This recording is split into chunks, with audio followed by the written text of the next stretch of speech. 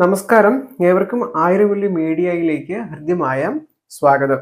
നമ്മൾ പലപ്പോഴും വഴിയിലൂടെ നടന്നു പോകുന്ന സന്ദർഭത്തിൽ നമുക്ക് വഴിയിൽ നിന്ന് ചില നാണയങ്ങൾ കിട്ടാറുണ്ട്. ചില സന്ദർഭങ്ങളിൽ അത് നോട്ടുകളായിരിക്കാം. എന്തായാലും ധനം പലപ്പോഴും നമുക്ക് വഴിയിൽ കിടന്ന് കിട്ടാറുണ്ട്.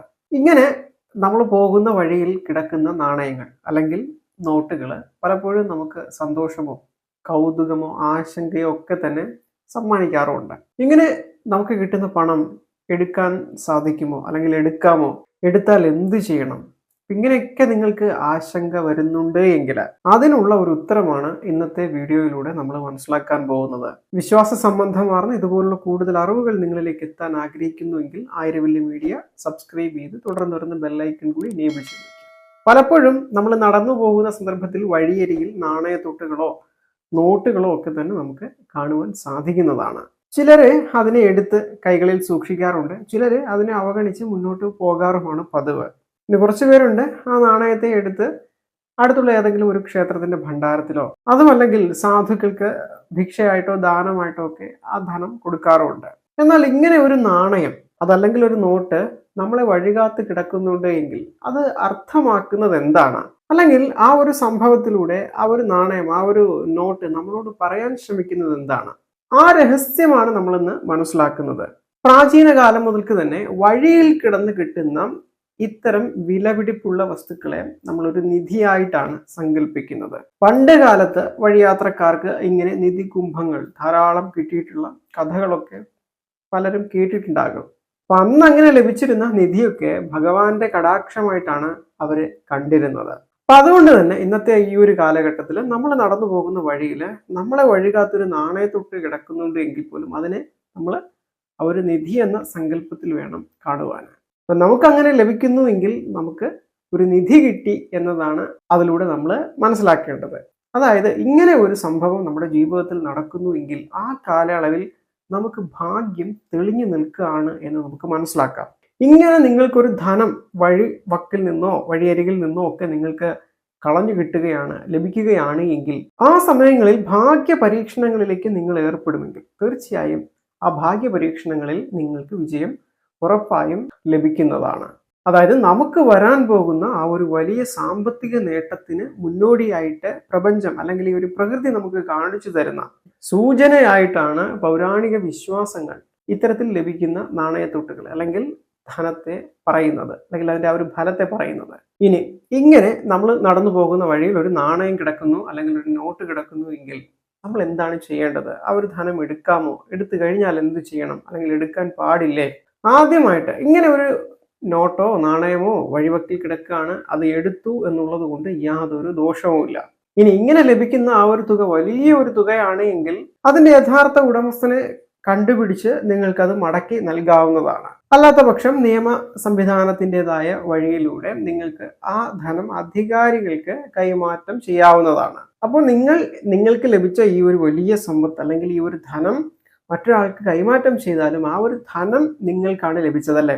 അപ്പോൾ എന്ത് തന്നെയായിരുന്നാലും അത് സൂചിപ്പിക്കുന്നത് നിങ്ങളുടെ ഭാഗ്യത്തെയാണ്. അതുകൊണ്ട് തന്നെ ഈ ധനം നിങ്ങൾ എന്ത് ചെയ്താലും, നിങ്ങൾ അതിന്റെ ഉടമസ്ഥന് മടക്കി കൊടുത്താലും, നിങ്ങളിപ്പോൾ ഒരു ക്ഷേത്രത്തിന്റെ ഭണ്ഡാരത്തിൽ കൊണ്ടിട്ടാലും, അത് ദാനധർമ്മം ചെയ്താലും, എന്തു ചെയ്താലും ഈ ഭാഗ്യം നിങ്ങളിൽ നിന്ന് വിട്ടുപോകില്ല.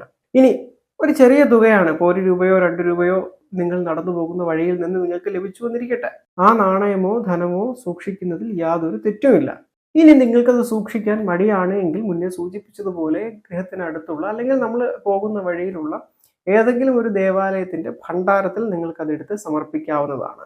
അതിനും നിങ്ങൾക്ക് താല്പര്യമില്ലെങ്കിൽ മറ്റേതെങ്കിലും ഒരു സാധുവിന് ആ ഒരു ധനം നിങ്ങൾക്ക് ദാനം ചെയ്യാവുന്നതുമാണ്. ഒരു പക്ഷേ ആ മൂല്യമുള്ള വസ്തു അല്ലെങ്കിൽ ആ ഒരു ധനം നിങ്ങൾ ഉപേക്ഷിച്ചു പോയാൽ അത് അവിടെ കിടന്ന് നശിച്ചു പോകാൻ ഇടവരുകയേ ഉള്ളൂ. അത് മറ്റൊരാൾക്ക് ഉപയോഗപ്രദമാകുമ്പോഴാണ് ആ ഒരു ധനത്തിന് മൂല്യം കൈവരുന്നത്.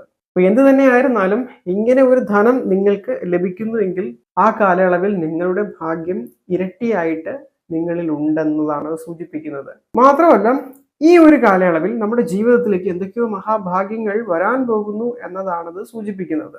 അതിലൊന്നാമത്തേത് സാമ്പത്തിക നേട്ടം തന്നെയാണ്. അപ്രതീക്ഷിതമായിട്ട് ഇങ്ങനെ നാണയം കിട്ടുന്ന അവസരങ്ങളിൽ നിങ്ങളുടെ വരവ് അധികരിക്കാൻ സാധ്യതയുണ്ട്.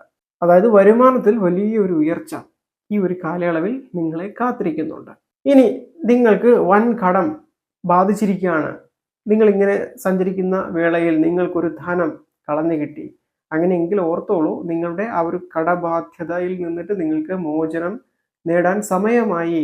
അല്ലെങ്കിൽ ആ കടമൊക്കെ വീട്ടുന്നതിന് അത്ഭുതകരമായ വിധം കുറച്ച് സമ്പത്ത് നിങ്ങളിലേക്ക് ഭാഗ്യരൂപേണ വന്നു ചേരാൻ സമയമായി എന്നുള്ളതാണ് അത് സൂചിപ്പിക്കുന്നത്. അപ്പൊ ആ ഒരു കാലയളവിൽ അത്ഭുതകരമായ വിധം നിങ്ങൾക്ക് കടങ്ങളിൽ നിന്ന് മുക്തി നേടാൻ സാധിക്കും. ആ കടം വീട്ടുന്നതിന് ഏതെങ്കിലും ഒരു വഴിയിൽ നിങ്ങൾക്ക് ധനം ലഭിക്കുക തന്നെ ചെയ്യാം. ഇനി ബന്ധങ്ങളെ കുറിച്ച് പറയുമ്പോൾ, ഈ ഒരു കാലയളവിൽ നിങ്ങൾക്കൊരു പുതിയ പ്രണയബന്ധമോ പുതിയൊരു ജീവിതമോ പുതിയൊരു സുഹൃത്ത് ബന്ധമോ അതുമല്ലെങ്കിൽ കുടുംബ ജീവിതത്തിൽ നിലനിൽക്കുന്ന പ്രതിസന്ധികളോ പ്രതിബന്ധങ്ങളോ ഒക്കെ നീങ്ങിപ്പോയിട്ട് പരസ്പര ഐക്യവും സ്നേഹവും ഒക്കെ ബന്ധങ്ങളിൽ ഉണ്ടാകാൻ പോകുന്നു എന്നുള്ളതിൻ്റെയും ഒക്കെ സൂചനയാണിത്. ആരോഗ്യകാര്യത്തിലും ആരോഗ്യരംഗത്തും ഇത്തരത്തിൽ നാണയം കിട്ടുന്ന കാലയളവിൽ നിങ്ങൾക്കൊരു വൻ പുരോഗതി പ്രതീക്ഷിക്കാം. ദീർഘകാലമായിട്ട് നിങ്ങളെ അലട്ടിയിരുന്ന രോഗങ്ങളൊക്കെ കുറയാൻ പോകുന്നു എന്നുള്ളതിൻ്റെ സൂചനയായിട്ടും ഇങ്ങനെ ഒരു നാണയം നമുക്ക് വഴിയിൽ കിടന്ന് കിട്ടുകയാണ് എങ്കിൽ അതിൻ്റെ ഫലം നമുക്ക് മനസ്സിലാക്കാം. അപ്പോൾ രോഗശാന്തി ഉണ്ടാകുന്നതിന് മുൻപായും ഇത്തരത്തിൽ നാണയങ്ങൾ നമുക്ക് കിട്ടാം. ഇനി കരിയറിനെ കുറിച്ച് നോക്കുകയാണെങ്കിൽ, കരിയറിൽ ഒരു വലിയ ഉന്നതിയും ഈ ഒരു നാണയം ലഭിക്കുന്ന അല്ലെങ്കിൽ ഈ ഒരു ധനം ലഭിക്കുന്ന കാലയളവിൽ നമുക്ക് ഉണ്ടാകാം. അതുപോലെ തന്നെ പുതിയ അവസരങ്ങൾ നമുക്ക് വന്നെത്തും. ജീവിതത്തിൽ പുതിയ തുടക്കങ്ങൾക്ക് തുടക്കം കുറിക്കും. ഇത് മാത്രമല്ല, നമ്മുടെ പൂർവികരുടേതായ അനുഗ്രഹം, പൂർവികരുടേതായ ആ ഒരു വാത്സല്യം, അങ്ങനെയും നാണയം നമുക്ക് വഴിവക്കിൽ നിന്ന് കളഞ്ഞു കിട്ടുന്നതിൻ്റെ ഫലം പറയുന്നുണ്ട്.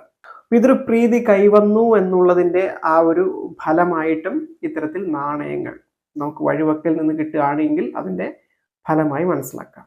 ഇത് മാത്രമല്ല, ഇനി കുടുംബദേവത, നമ്മുടെ ഇഷ്ടദേവത, ഇവരുടെയൊക്കെ അനുഗ്രഹം, നിരന്തരമായ വാസം, ലക്ഷ്മി ദേവിയുടെ അനുഗ്രഹം, ഇതെല്ലാം നമ്മിലുണ്ട് എന്നുള്ള ഒരു ഓർമ്മപ്പെടുത്തലാണ്. കാണുമ്പോൾ വഴിയിൽ ആരുടെയോ കയ്യിൽ നിന്ന് നഷ്ടപ്പെട്ട ഒരു നാണയം, പക്ഷെ അത് നമ്മുടെ ദൃഷ്ടിയിൽപ്പെട്ടു. അപ്പോൾ നമ്മൾ ഈ പറഞ്ഞ കാര്യങ്ങളെല്ലാം ആ ഒരു പ്രകൃതി, ആ ഒരു പ്രപഞ്ചം നമുക്ക് കാട്ടിത്തരുന്നതാണ്.